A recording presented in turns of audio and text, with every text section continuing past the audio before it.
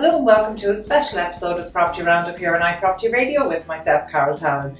I'm delighted to be joined again by my co-host, Emmet Creighton, Client Partnership Director with Daft.ie. And today we're coming to you from the show apartment at Prospect Bay by Waterloo Homes in Clontarf with Paul Grimes, Managing Director of Grimes. Paul, thank you so much for letting us into this stunning development. No problem at all, yeah, most welcome. It's beautiful. It is absolutely fabulous. And for anybody who's listening on audio only, I recommend you jump over to our YouTube channel, but if not, check out, we'll make sure that we have a behind the scenes on TikTok so you can take a look at this development, not just the quality of the location is superb, the quality of the finish is just fantastic, but actually the entire development in terms of the open space that's planned. We'll definitely give a link to your website, Paul, so that people can... Yeah, please do, it'd be great. It's an incredible development.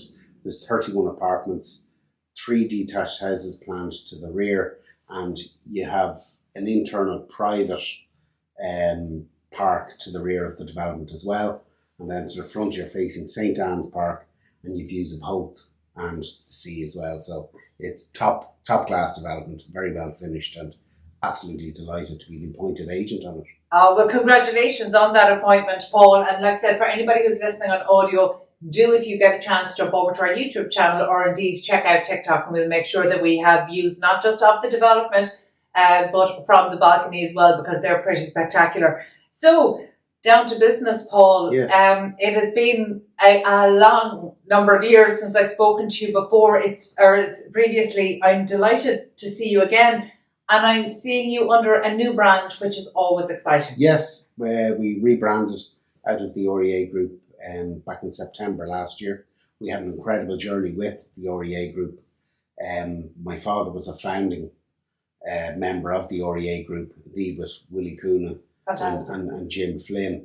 A long number of years ago now.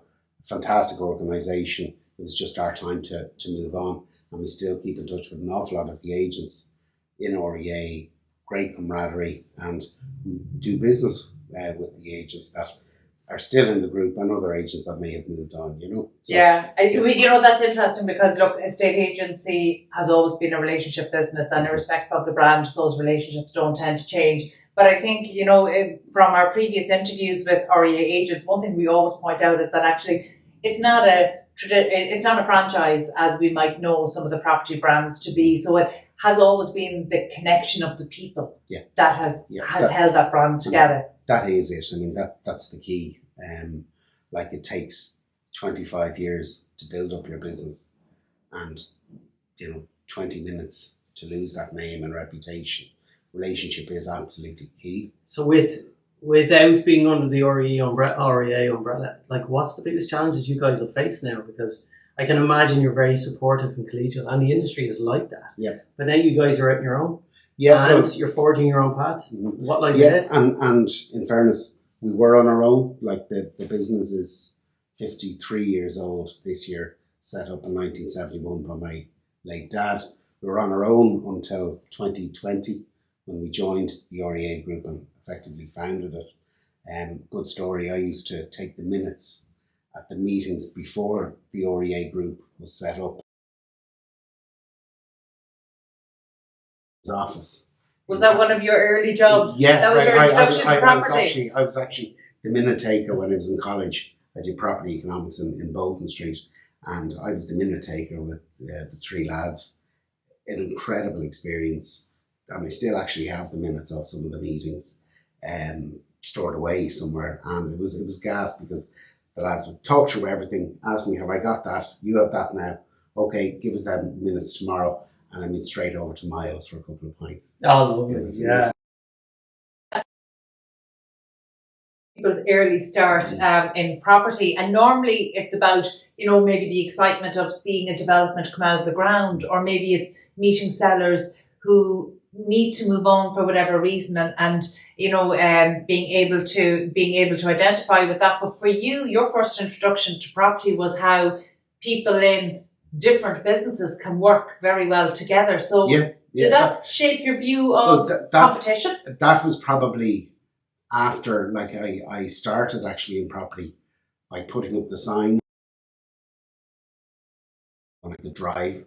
I was doing show houses, you know, in the various new developments that we had in Ashbourne and North Dublin in the early days, you know.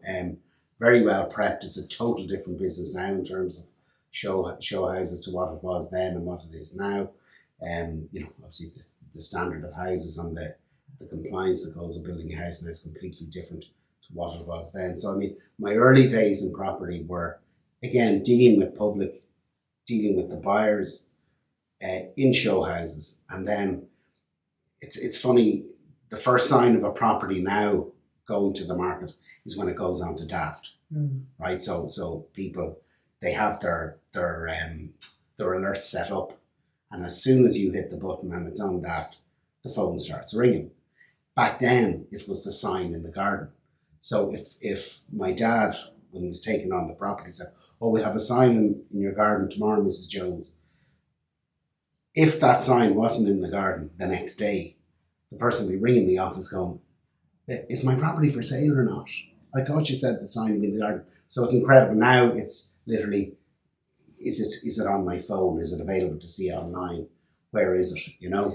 People see us as the high street now, you know. It is. So Daft has become the first responder. It is. I mean, property. we are one of the most visited websites in the country. We all kind of know that. But people don't come to us for cat videos and everything else. They come to find property. Now, new properties in particular, demand is, and we talk about these stats, you know, frequently, through the roof for new homes. So like what's the value add that, say, Grimes would bring to a developer that's building something like this? Why would they partner with the likes of you guys to sell these? Well, I mean, our ethos in the company has always been that 25 years to build up the business, 20 minutes to lose it.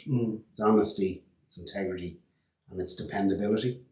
So we're wholly dependable, and we represent the builder on site. So, I mean, we do that and we carry that through. And what has happened as data becomes more and more important, when we go live with a development kind of pre-registration, you know, even in its very infancy, when there's no show house and then we just have CGIs and floor plans and specification, when we have that and it goes online, we're getting the details of the buyers, we're profiling buyers, and we're making sure that when the developer goes live, that those people are shown the properties, sold the properties, and that allows the developer then plan into the future into his development. Well, because you can only build what you can afford as you're closing. Well, we know that, like, financing something like this, exactly. You know, it's really important, interest rates and how you get that money in, and we can develop comprehensive packages for new homes that you guys use frequently. But on data, if you can get the property sold, and we had a discussion before this, I'm not sure we can release it, but like, you had a lot of these, like, buyers lined up for these. As the guys, this isn't even finished. Well, you have demand out the door. You have inquiries, absolutely, and you know, you say, look, they're lined up. People are absolutely interested, and they know the location, the type of property they want, not just in this development that we're in here in Prospect Bay, but in many other developments that we're selling in kind of North Dublin and East Meath. But people still generally want to get into the show house, see the kitchen, see the wardrobes, see the layout, the light, the garden orientation. And yes, you can do a lot of that, you know, with technology now and you know, virtual walkthroughs, and we do that as well. However, generally, the buyer will sign the contract once they've touched the kitchen and looked at the handles on the doors and they get it, generally. And we've also then had other instances where we've had all the technology and the video walkthroughs, and we've had then a kitchen built on site, maybe not in the show house, but on site where they actually will see the kitchen and go, right, I get that. Yeah. So physical kitchens, bathrooms, wardrobes on site. So yeah, it's about that journey for the buyer too. Yeah. Because yes, we're representing the builder, but the other side is the buyer and how long they've waited for a property, looked for a property, waited for a property, made the decision that that's the location they want to live in, and then go through with that. Well, it frees up the builder then to think, I get this built and I find my next development. Yeah. Because as we discussed before we started recording, like, getting into property development, it's all encompassing. Yeah. Once you start to build, you break ground and you lift up, you're moving on to the next one. There's no time for anything. You're not, and you're always working ahead. When it comes to new homes, certainly I'd be working on, land. Obviously, is the commodity. So you need the land. You then need the infrastructure. You have to go through the planning, and then on the back, the finance. Been able to have the finance to go through the construction of the development, so that it's there for the buyer. So it's land, infrastructure, planning, finance, and then you're on the market and you're selling. And that's the sequence and the value of relationships. Who's buying in this particular development? Because we know this is an area of exceptionally high demand, exceptionally low supply. So I would imagine even before taking the instruction on this, you probably had a call list of buyers. Yeah, there definitely was, people that had interest and followed it actually through the planning stage. And, that's people do that when they see various different developments, not just here, but every in the areas that we work in. They're looking at the land. Is it zoned? They see the planning notice come up and they have a look at it. And invariably, they're looking for different garden sizes, different orientations. So you have that, and we have that here as well. But generally here, there's only 31 apartments.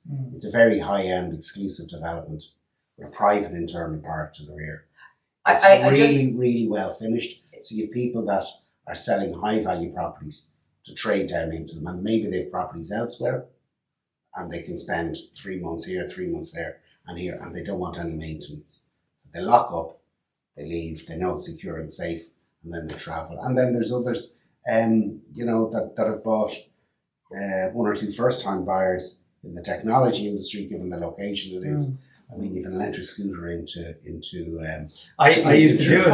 I used to do it. I used to live a stone's throw from the park on the opposite side, and I could cycle in and out of the city 20 minutes.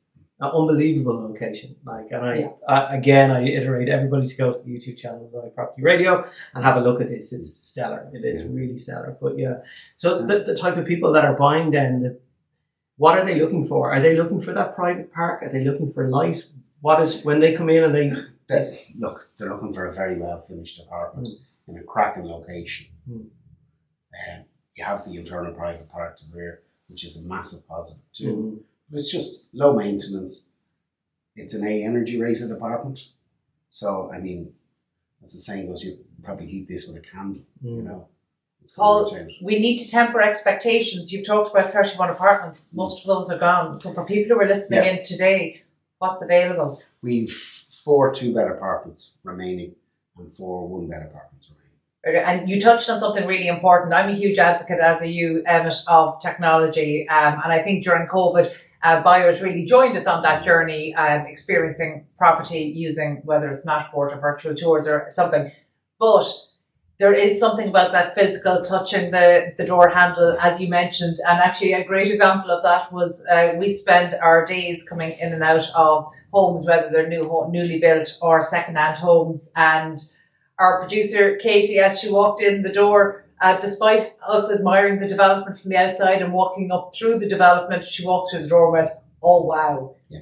And that's maybe the something that is difficult to get across online. Yeah, that's it. And, you see the dimensions, you see, the proportions. Apartments have lovely wide halls. Yeah. Everything has to be wheelchair accessible now. So you see that when you come in here. And the hall actually has become, you can see, as part of the living area here. You can put a computer desk and that's it. You've got to, you can't beat getting into the property, be an apartment, a house, and actually seeing, oh, that's the kitchen I'm getting. Brilliant. Yeah. They're the tiles. Yeah, I like that. Yeah. That's the tap. That's the toilet. Wardrobes, having a look at it and visualising living in the house. That's key. Paul, how important is it? I understand the tangible, but say the interiors here, they're absolutely beautiful. But are you thinking of the potential buyer in mind? So I walk into this apartment. I would love to live here. I would not have loved to live here, potentially maybe with young children. And that's only, when I say that, it's because of maybe deco or something. So in terms of show houses, do you have in mind the end user when you're designing show houses? Yeah, absolutely. You do. Yeah, I mean, you have to. Yeah. You know, and in fairness, the interior designers do a great job. Nicola Pollard did this when Nicola's based in Howth, only a stone's throw from here. And that's what it's about.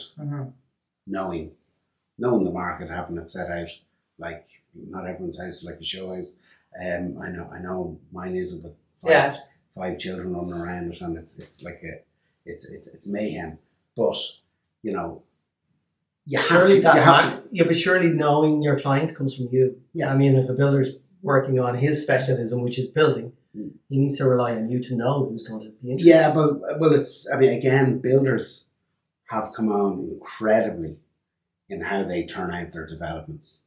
I mean, we've acted for a number of the PLC developers. They have departments within their firms, not only the PLCs, but other phenomenal builders that we act for, certainly in North Dublin. They know and they're so in tune with how everything should be finished now, because compliance has it like that. You know, any property that's built now versus, you know, you've an A or an A energy rated or an early B energy rated property versus stuff that we've sold in the years gone by is a D. And that's through no fault of that property. It's just the compliance and specification at the point in time, because every year as you move through it, there's different, you know, building requirements come out. There's new standards, and everyone is evolving, you know, in terms of insulation, you know, windows, the various finishes, you know, so yeah. But I suppose it's horses for courses as well. And one of the things I'm always interested when I get to speak to estate agents up and down the country is that while we look at we've a huge amount of data available, particularly just in the last week, the SRI released another tranche of data that we really hope is going to feed into the review of the National Development Plan. We have Emmet on hand here to share all of the Daft stats. But one of the areas where local estate agents can really add value is not just by knowing the stats of the buyers, but they actually know the buyers and their mobile numbers and where they work and their salary range. And so from that perspective, if we look at, and maybe just look outside of this development, who's buying in the Clontarf area and what's kind of the budget ranges? Okay, well, amazing. When I was selling this development, 4 different people, you know, when we were doing the showing, came to me and said, "Oh, we bought our first house from your dad." And I was like, "Jeepers, that's mad." And it was like back in 1986 in Ashburn. So here was a couple who bought their very first house from Grimes in Ashburn, and they're now buying an apartment from me. That's a lovely full circle moment. That really proves the life cycle of the property and everything else. It's emotional. It's like it's incredible when that happens, you know. But that's the trust. That's where you know, sometimes I think with brand we get bogged down with brand colours and font and text, particularly in the digital age, where it's actually all a brand is a way for people to recognise the humans behind it. It was exactly, and it was lovely to see that. But the key for us is the people that we have on our teams, that we have in our offices, that everyone understands that's what we're from, that's what we're working to, and that's how we do business. And that it's a good segue back into Grimes as a brand and as a business and the challenges you guys face now, or building. Like I'm assuming your goal is to build and grow the business over the next 10, 20 years. Yeah, look, we're all... Do you want to grow and do you want to have 15 offices? I don't know, never say never, but, you know, with technology, it's all about, technology is the technology piece. It's still about the people, the relationships. Why do people come and ask you to represent them in the sale of their biggest asset? Why? It's because you're dependable, you're honest, you know, and they know when they ring you that they'll get you and you'll ring back. If they don't, it's amazing. The people that don't.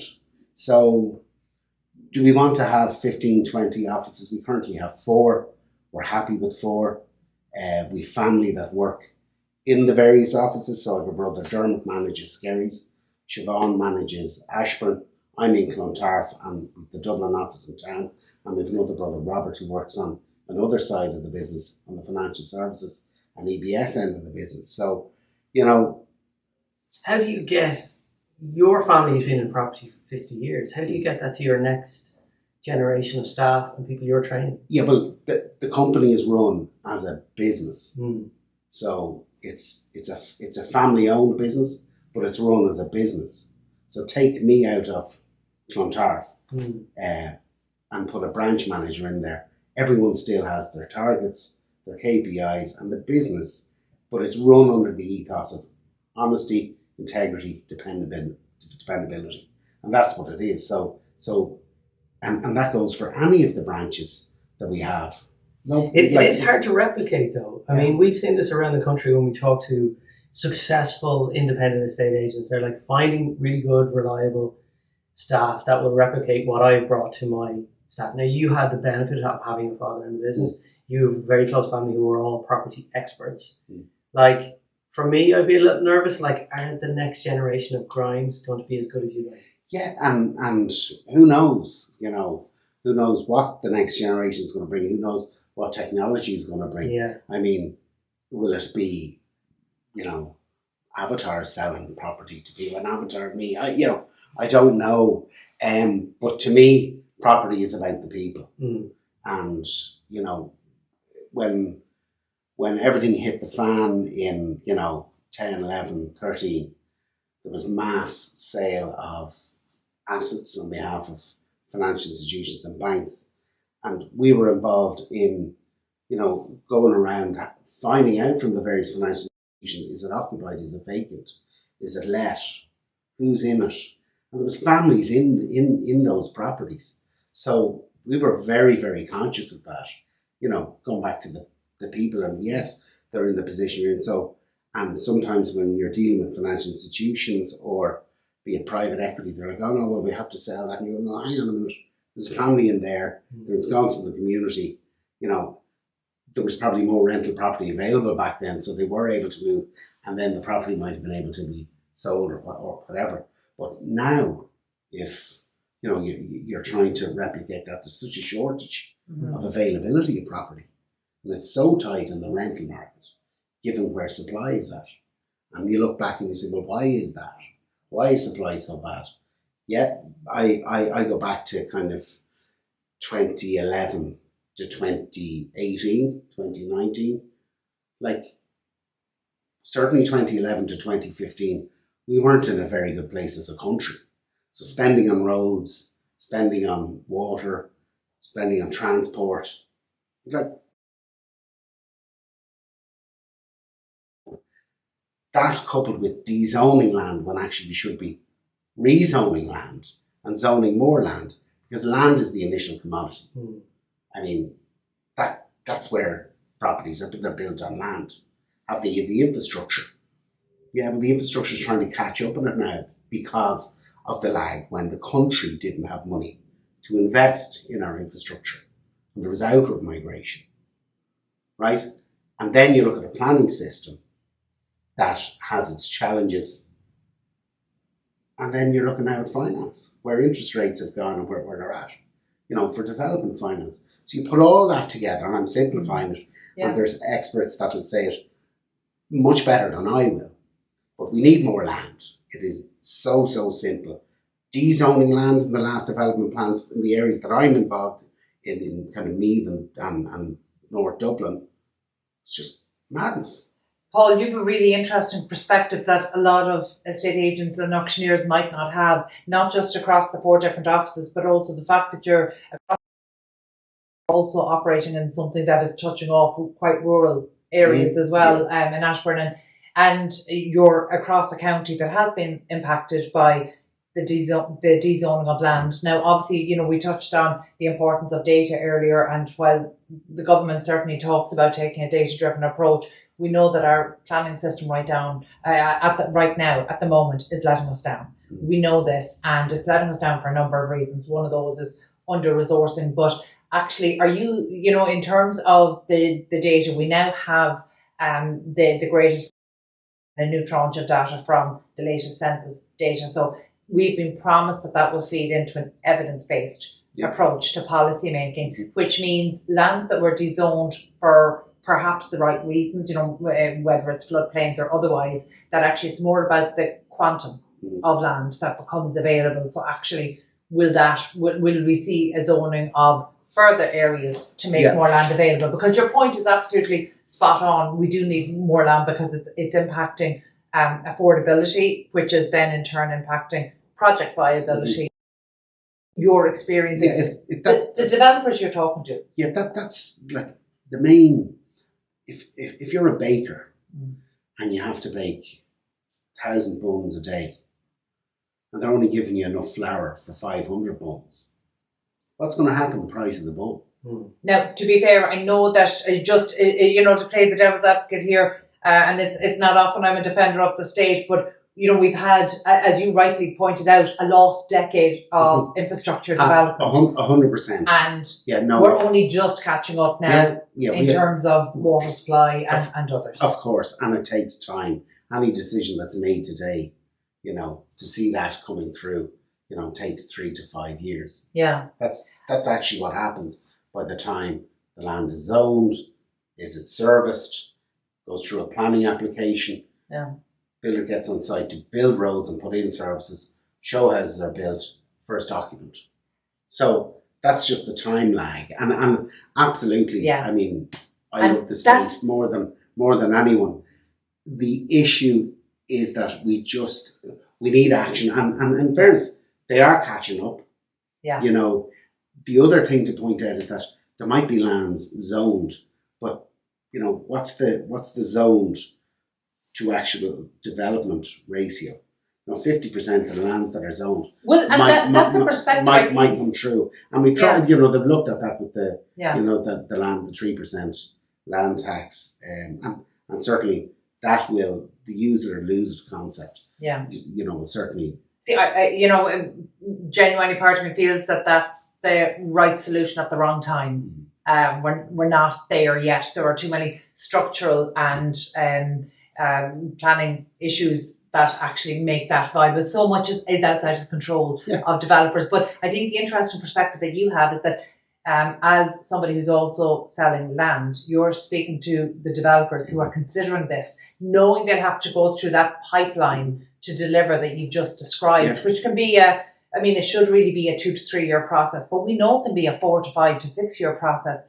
How are your developer clients feeling about the review of the National Development Plan, about the promises that have been made in terms of planning reform? Yeah, well, it needs to come quick, and I know it is on the way.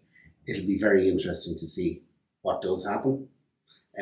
How do they feel about it? There's a lack of supply of land, and that lack of supply is just having an impact on their business. I mean, genuinely, builders and developers, for what they go through to have a finished product and hand the keys to a would-be buyer, it is incredible. Honestly, and I know I'd obviously be pro-developer, but I see it firsthand.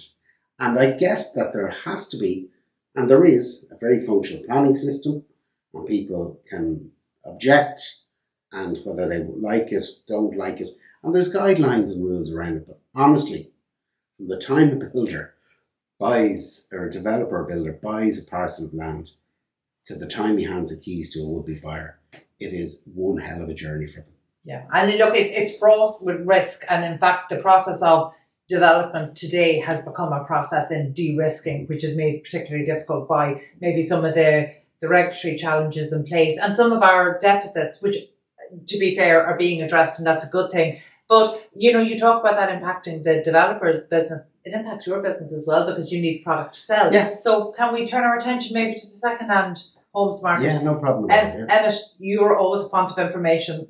Clontarf, give us a rundown of the stats for Clontarf. Well, when we think about the most expensive areas to buy in the country, Clontarf is, routinely mentioned in the same vein as, say, Dalkey, Killiney, West Cork we discussed earlier before we were recording. It is one of the places that people,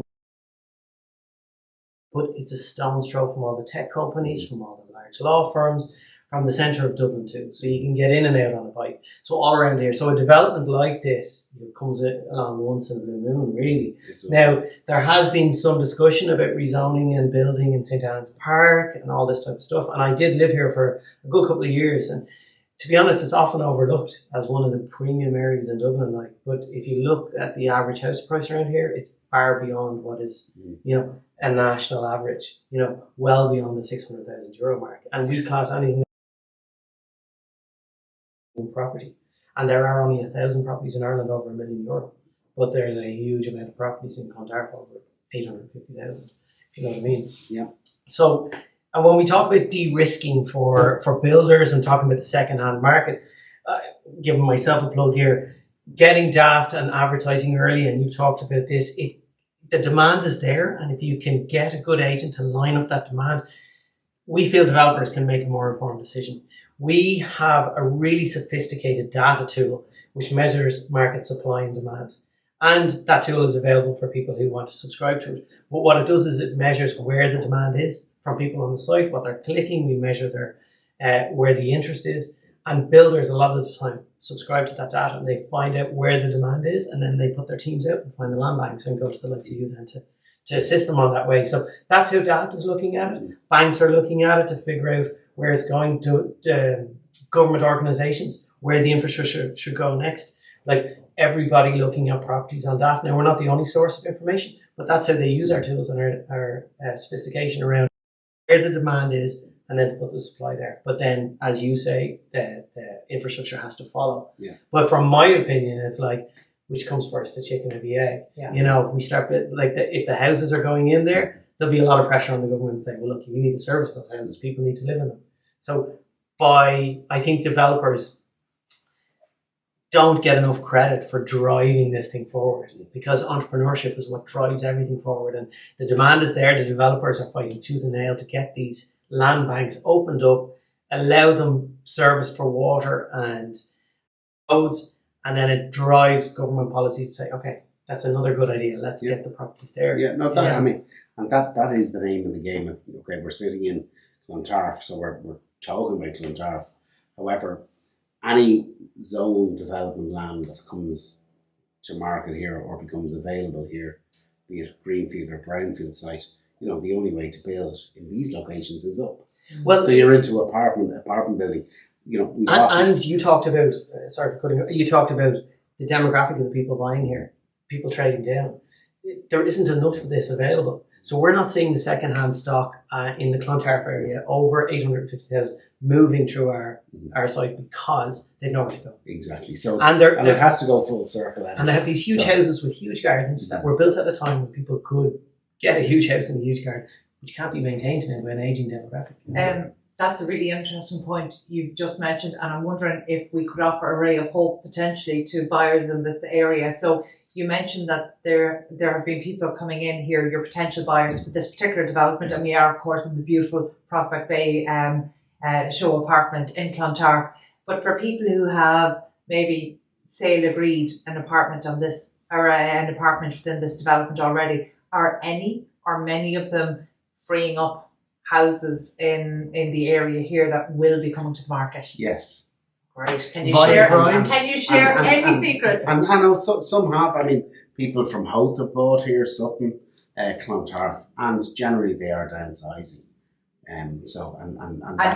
Are a lot of them local? Yes. And they're selling up, so those properties will be coming to the market? Yeah, will be and have done, because obviously in terms of apartment building, this block is going to be finished on a day, 31. So in terms of funding, we need to have the buyers ready to go to move in. Unfortunately, it's not like a housing development, and I know, as I said, we're in Clontarf, but I mean, our Skerries office, where we're in Skerries, Rush, Lusk, Donabate, Swords, with more housing. Same in Ashburn.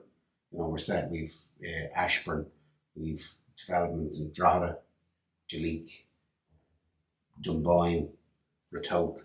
So all those are more housing developments. Yeah. So what you have is you have a developer there and say, well, there's 20 houses. 2 of those will be finished next week. another 2 be finished 3 weeks after that. Yeah. So we can sell piecemeal. It's a different and the financing model is less stressful in housing schemes than it would be in blocks of development. Would you, just on that point, would you recommend somebody downsizing come to you early and say, I'm thinking of selling my house because I want to buy an apartment? You'd be like, well, we need to line you up. That is the absolute key. Yeah. In this location, you have various developers that sold to, build to rent apartments. They sold to private equity that bought for rental yield. And I get that, and that's absolutely very important for the rental market to keep supply there. But if someone is looking in this location, indeed any location, but the earlier you have a thought process around your sales process is key. Like I often hear people say, I know sure my house will sell in a week. Yes, you could have definitely a very willing buyer identified in a week. What price will they pay? What's their purchasing position? Are they fully loan approved? Well, no, they won't be until they've identified a property and the valuation's been done on that. And then on the sales side, you have to have your ducks in a row with your documentation to sell the property, the deeds. You have to have the BR cert, obviously, to go to market. Your map for first registration, if it hasn't been sold since 2012, and all your certificates of compliance. So effectively, the buyer pack that we're talking about previously. So yes, you could have a buyer identified in a week, but actually the sales process could take 2 to 3 months. Okay, I want to take advantage of the fact that I have experts who are also innovators and entrepreneurs sitting around the table. How is the only solution to be so super organised? We say it a lot on the show, you have to have your ducks in a row, you have to be organised. But actually, knowing that there are people in large homes right across the country who want to downsize as soon as supply becomes available, knowing that these projects that create supply need to be financed, how do we not have a product that helps people to sell their home without the stress, without this extreme time crunching, so that actually they have that window of being able to sell their home and being able to vacate their home and take in the funds and then be able to purchase a new property? Bridging feels like the wrong solution, but that's effectively what something you are like that. Bridging finance on the back of.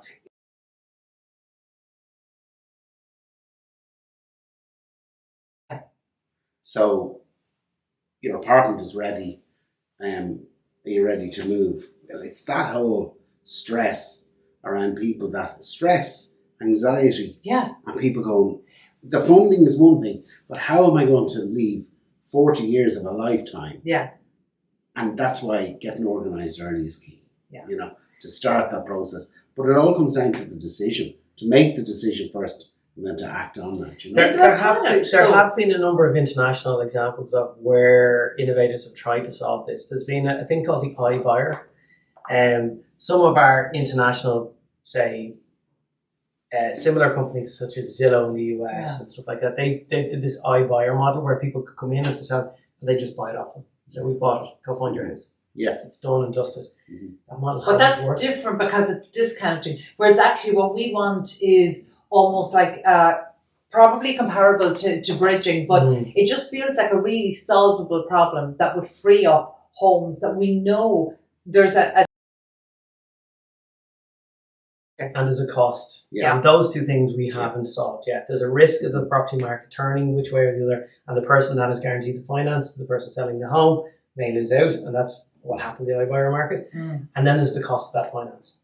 Like who funds that after you sell your home? Who funds that until you move into the apartment? So the apartment gets delayed for a month and you've sold it on this day. There's a month of a gap there. If there's somebody to move into that house, it's that little bit of risk and finance which I haven't seen anyone solve yet. Do you know, my first introduction to property was as a legal graduate almost quarter of a century ago, and it was dealing with the exchange where buyers and sellers were in a chain and everything had to happen the same day. Yeah. And it was ridiculous quarter of a century ago. And to think that the same thing still applies today in an era of fintech innovation in an era of greater security, in an area of we have access to data that could be secured to be able to bridge that. And I just feel like actually I'd love to see the private sector step up and innovate in this area. But if not the private sector, actually you would imagine the state would be motivated to do this because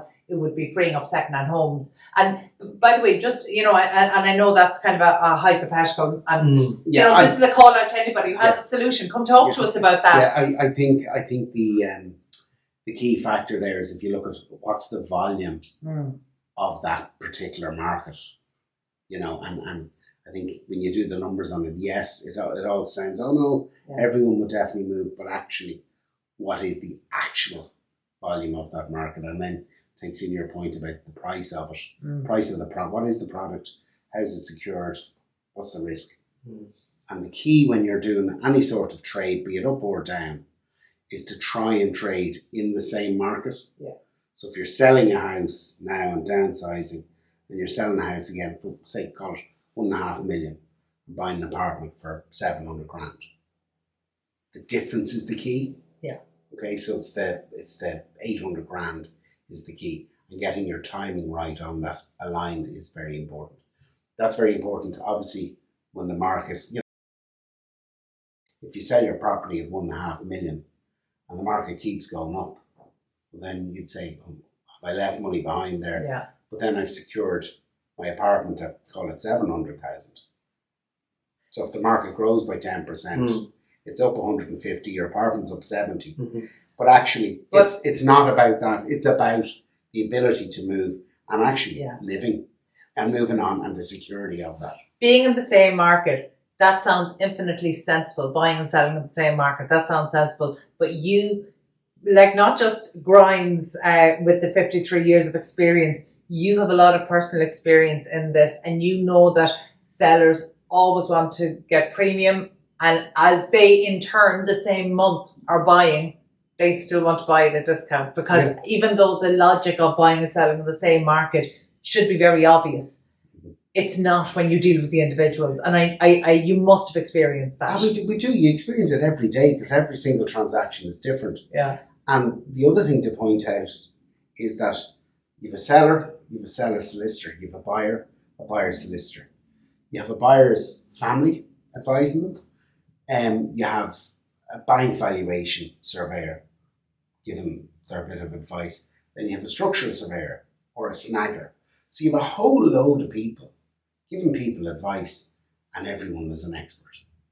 And we find that all the time. And it's actually quite, if you keep it simple, that's the key to a transaction, because it's, yes, the money element is important, but if you know that's where you want to live and you have the means to do it, then getting on with your life in that, be it apartment, house with a big garden, is key. That is actually the bigger picture. Yeah, I love that, because actually only last week Daft released its latest house price report, and we had the opportunity to interview Ronan Lyons, and that was his final piece of advice for people. It's almost not to get too bogged down trying to preempt the trends, that actually it's the right time for you personally, where you are in your life and where you are. And, but it was a really strong point that he made. And I mean, have you family? Have you young children? Have you aging children? Have you children going to college? Are they going to get there by bus or rail? Yeah. They're obviously going to be living at home, or else renting somewhere. And, we know where rents are at the moment, be it in college or work or whatever. So actually, that whole piece is so key. Yeah. And that comes back then to, where do you want to live? Where are the schools, shops, sporting clubs? Well, interestingly, years it takes them to move house. So when they're buying homes, what you're saying is, where's your family life going to be in the next 10 years? It's not like, I used to work in the city centre, there was only two of us, we lived in a small little house there, now I have a couple of kids, I don't work in the city centre anymore. Staying there long term wasn't an option for us. So it leads into that, what we're seeing. It's people need to think further ahead. And it's rare. I mean, again, we're in apartments here, but it's very rare that I've sold an apartment to someone that's traded down from a house. Very rare that they go, I wish I was in my house. Invariably, if you meet them down in the shop or in Nolan's or, Supermarket, if you're out and about, they go, oh, we're delighted. No gardening.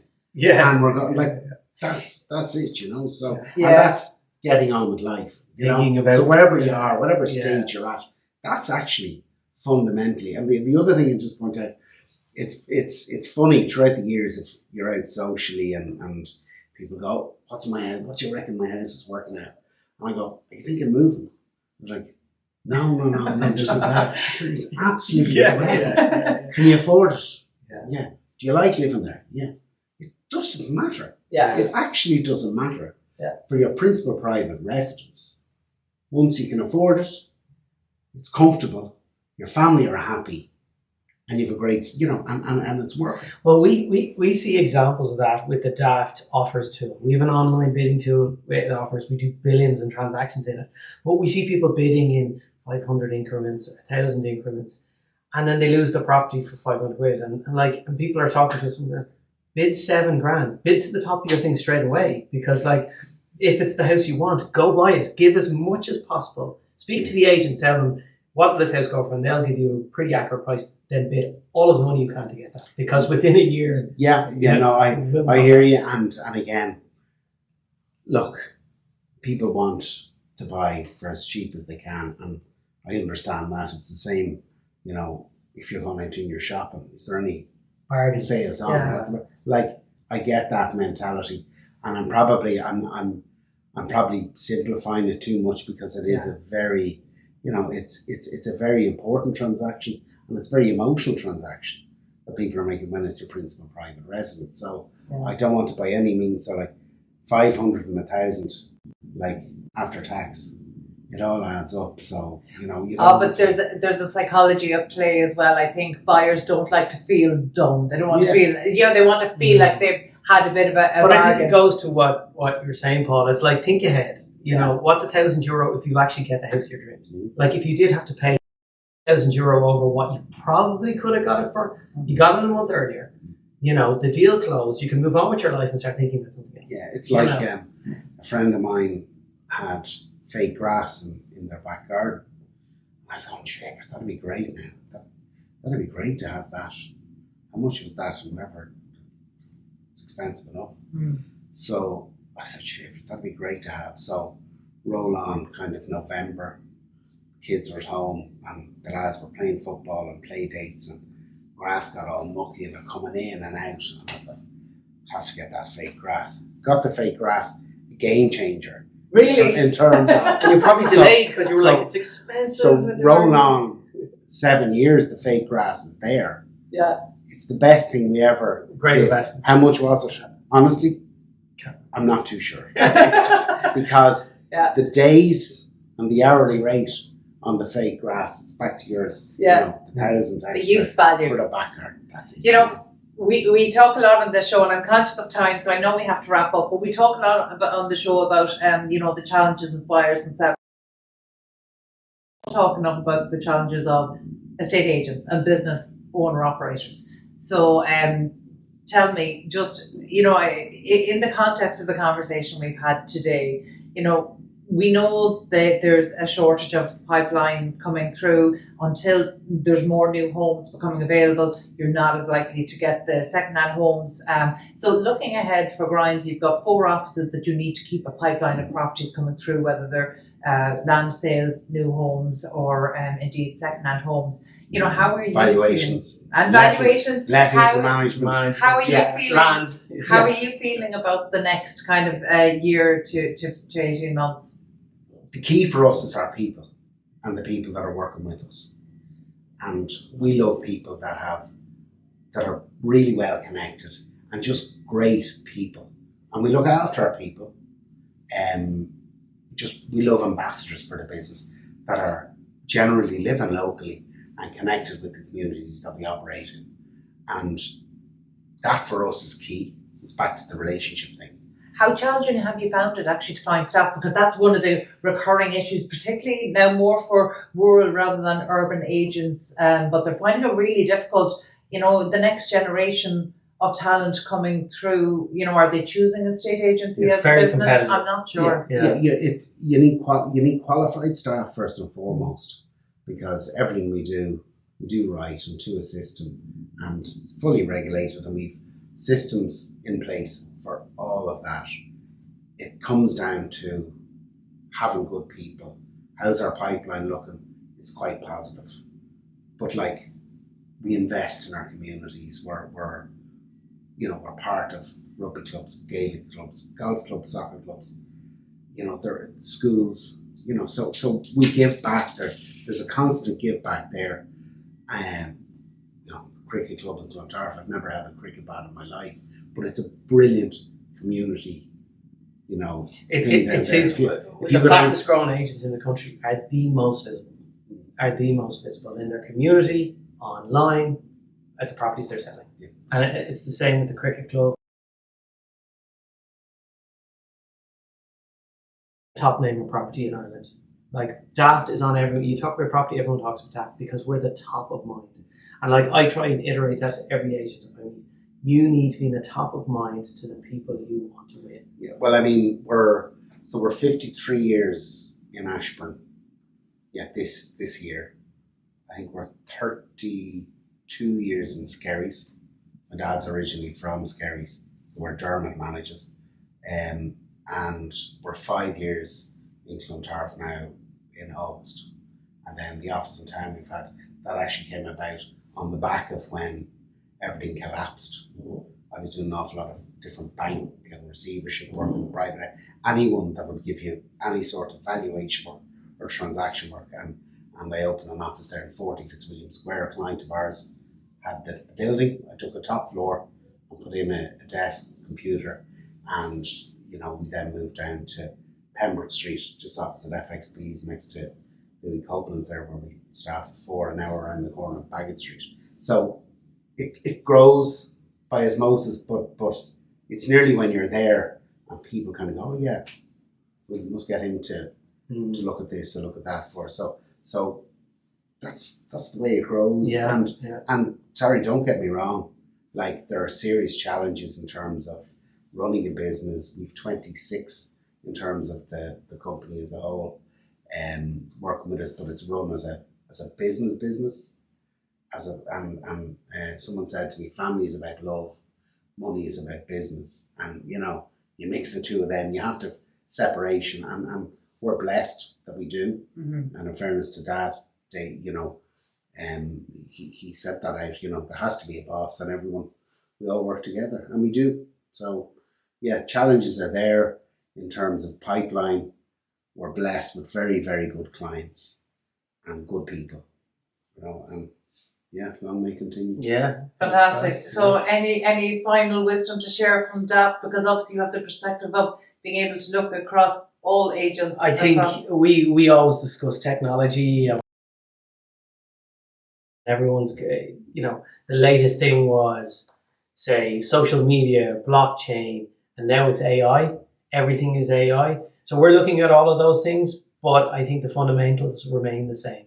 In all business, whether it be property, whether it be tech, whether it be advertising, if you're visible and your clients are seeing you often enough, they will do business with you. And then it's about building that trust. How do they trust you? They need to know you first. And I would just always recommend, like, you're as visible as possible. Make sure your brand is seen by as many people as possible.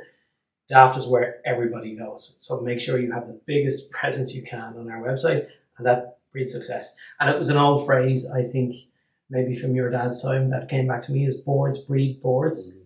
When signboards were the most common way of selling a house, and you get a great anecdote about, now it's on Daft, but before it was put the signboard out there. We have the same mantra internally: if people see you on our website, they'll invest with you. So that's what we think, and it's the recommendation I go out to agents with. They're like, how do I grow my business? And while I work for Daft, I said there's a number of ways, and you're doing lots of them really, really well, but make sure people see you. They have to see you. And on the technology side of things, keep embracing it, keep talking to you, keep listening to Carol, and making sure you're on top of trends and watching Daft for the latest innovations. And listen, every day is a school day, but thank you so much, Paul, for allowing us into Prospect Bay. It is an absolutely beautiful development. So again, for anybody listening on audio, try and make your way over to the YouTube channel, or certainly check out the behind the scenes video on TikTok, just to really get a glimpse of what this is like. And of course, Clontarf hasn't let us down today. The sun is out, the sky is blue, and it's amazing for anybody who's watching on YouTube. Construction work going on in the background. For anybody just listening on audio, the rumbling sounds you're hearing while we're sitting in a beautifully finished show apartment. There's construction work going on in under us, above us, around us, below us. So it's absolutely fantastic to see and wonderful for Clontarf. So I'm very excited, not just for the new buyers that come in and get to live here, but actually for the homes that they're vacating. Yes. Because we know there's so many people sitting, watching, waiting to go in. Paul, thank you so much for showing us around today. Not at all, most welcome, and thank you for your time. Thanks, Paul. It's a pleasure. Absolutely thrilled, and thank you to all the team at Grimes. That's all we have time for today. And of course, thanks to Emmet Creighton, Client Partnership Director with Daft.ie, Ireland's most visited property website. As you've reminded us several times today, but it's good because visibility, success breeds success. Yeah. And my thanks to producer Katie Tallon and his production team at Hear Me Roar Media. We'll catch you on the next episode of the Property Roundup here on iPropertyRadio.com.